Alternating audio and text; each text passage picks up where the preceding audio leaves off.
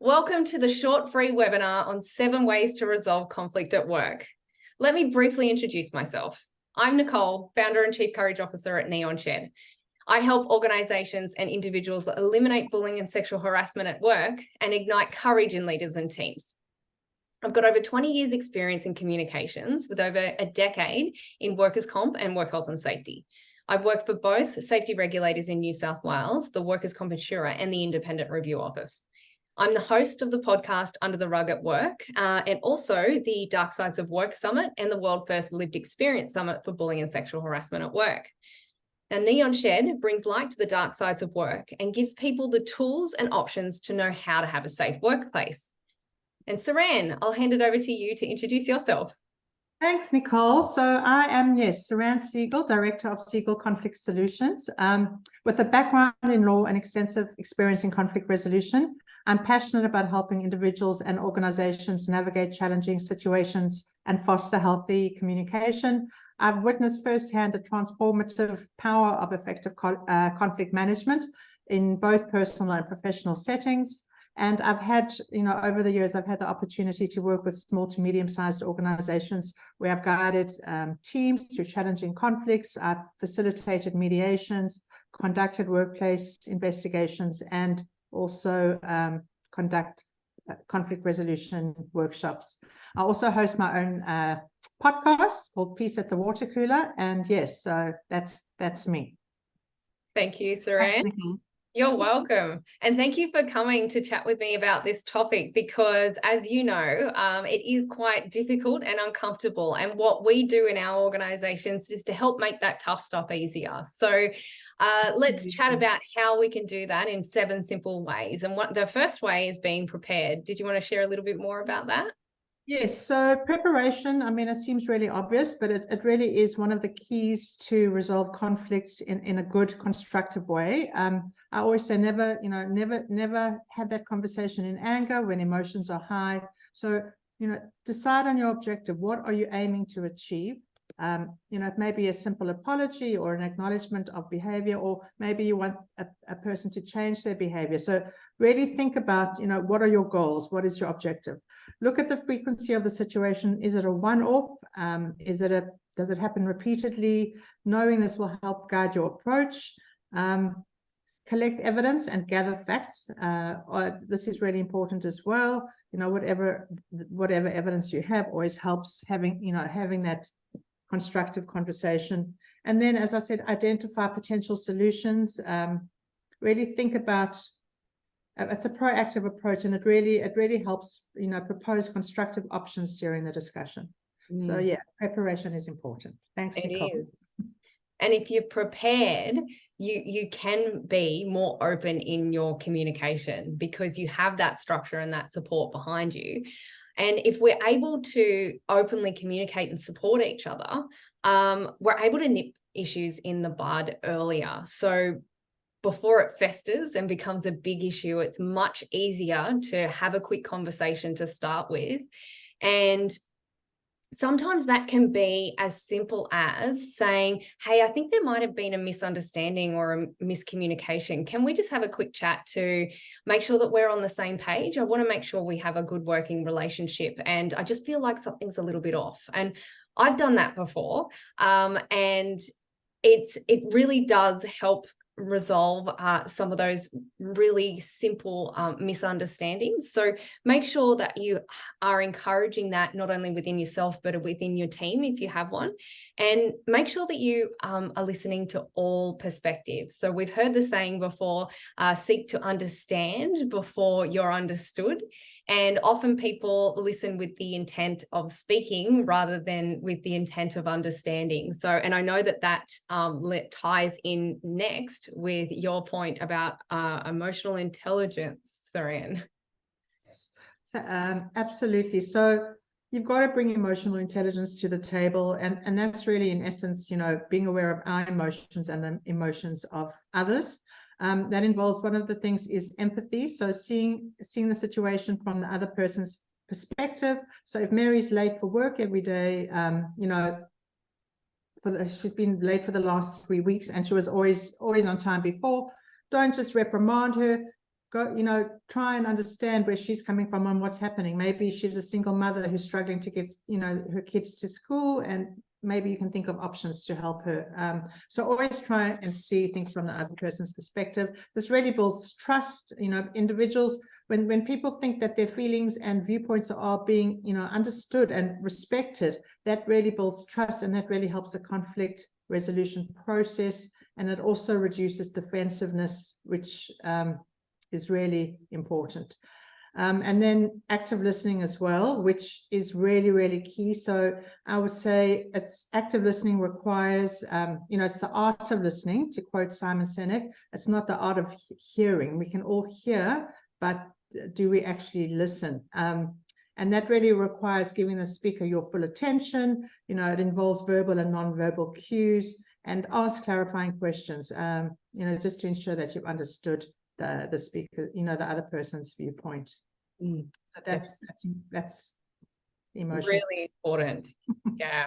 Yeah. And empowerment and collaboration it's about understanding and taking ownership of our part in the conflict. Conflict is never one-sided, and we all have responsibility not only for our actions, but finding the solutions as well.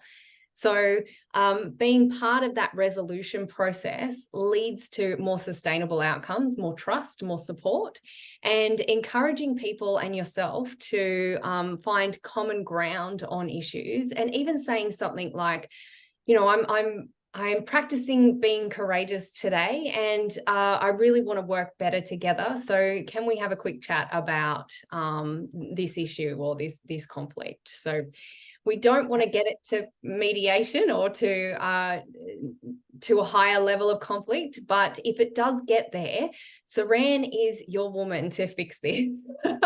And you are the expert in mediation. So did you want to share a little bit more about this point? Thank you. So yes, so I always advise organizations to use an external, mediator when, the issue's been going on for a long time and it hasn't been resolved, or if it's a complex matter. It just, employees perceive that that person is unbiased and neutral, as opposed to someone within the organization. And, mediators, we trained in conflict resolution. So we facilitate discussions. We, help people have those really hard conversations, and which de-escalates emotions and helps them, make problem solving more attainable. And it really is, it's a very, very successful process if done in the right way. So I would highly recommend mediation. Definitely. Conflict cases. Thanks. And the foundation of a lot of these things is being able to have a clear conflict resolution process, which you should have in your policies and procedures. And these are really a guideline for structure and a framework to address these conflicts, to make sure that they're consistent and they're fair. Because if you have no structure, if you have no policy or procedure, then there are inconsistencies. And if you treat people differently, then you will get more conflict, not less. So if people have a clear process and steps to follow in these policies and procedures, it really reduces that uncertainty, and then reduces anxiety about what's going to happen next or what should I do, which will then, lead to more conflict if it's not supported or you don't have these things. So that's super important as well. And then lucky number 7 is conflict resolution training. So Saranne, you're again the expert here. Can I hand over to you? Yes, so conflict resolution training. I mean, it helps people acquire skills that they may not have. Communication skills, how to have those difficult conversations, how to, ask the right questions. And it really, conflict resolution often begins with improved communication.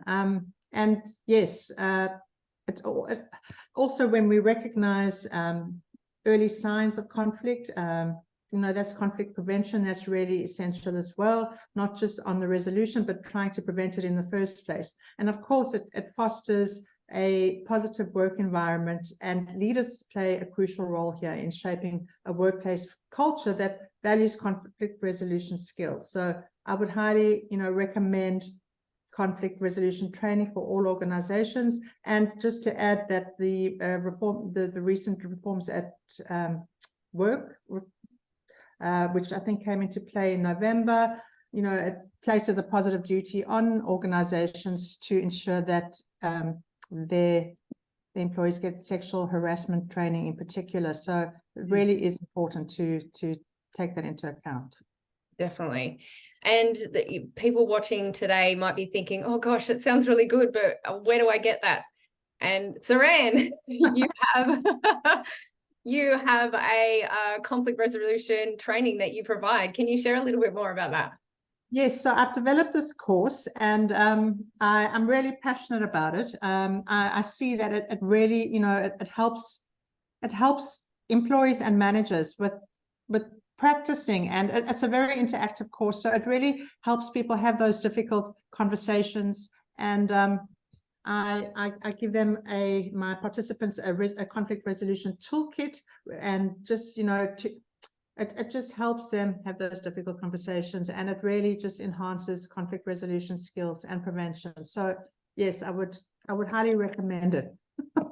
And we will send more information about this to participants today as well. If you're listening to the replay, just send us a note and we can share more information about this as well. But a program that kind of ties in and hugs Saranne's conflict resolution training that might be of interest to people listening today as well is the workplace support program that I'm launching later this month, which is October, and Safe Work Month and Mental Health Month. So it's actually proven to reduce bullying and harassment at work by up to 90%. It helps to identify the root causes of issues so that you can focus your energy and resources on the activities that will give you the best benefit and results. And it provides a multitude of tools and options for workers which empower them to know how to resolve issues and show that you actually care about your staff, and what you're doing is more than that tick box. So it includes things like a independent incident reporting app, a knowledge base with tools and resources, options coaching and support from someone like myself, and access for their GP to provide holistic mental health support. So we're launching this program in the World First Summit, which is being held next week. And as we know, psychological injury claims are steadily increasing, with workers taking significantly longer than physical injuries to return to work if they return at all.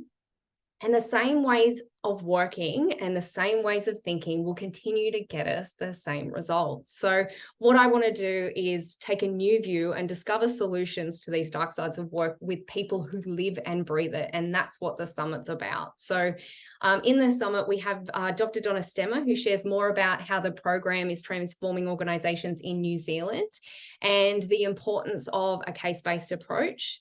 We also chat to Michelle, who's a CEO coach, about how leaders were able to transform from being aggressive to constructive and the impact that's had. We've got two international leading psychologists who specialize in bullied clients, injured workers within the workers' comp system, survivors of PTSD and mental injury.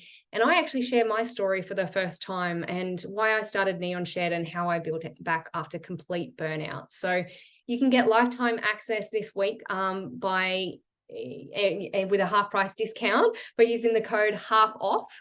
But I want to say thank you so much to everyone who joined us, and we'll stop the recording now so that we can answer questions privately. But thank you so much, Saranne, for coming with me and presenting on this amazing topic. Thanks so much, Nicole. Now I'm really looking forward to your summit. Thank you.